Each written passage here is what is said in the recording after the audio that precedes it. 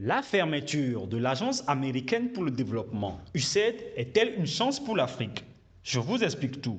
Bienvenue dans ce nouveau numéro du podcast du Journal Info. Le 7 février dernier, le président américain Donald Trump a annoncé la suppression de l'USAID, l'Agence américaine pour l'aide humanitaire et l'aide au développement dans le monde.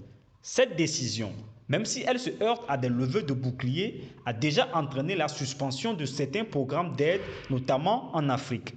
Plusieurs ONG et autres organisations sont montées au créneau pour alerter des conséquences désastreuses de ce choix, surtout pour l'Afrique. Cette décision tuera des centaines de personnes. D'autres seront maintenues dans une pauvreté déshumanisante, craint-on. Des millions de personnes seront privées de leurs médicaments contre le paludisme, de l'accès à l'eau potable, des initiatives économiques ou agricoles. La situation s'annoncerait donc catastrophique pour l'Afrique. Toutefois, cet avis n'est pas partagé par d'autres personnalités comme l'entrepreneur social et fermier sénégalais Tion Niang. S'exprimant sur le média AG+ français, l'ancien membre de l'équipe de campagne de Barack Obama s'est réjoui de cette décision de Donald Trump.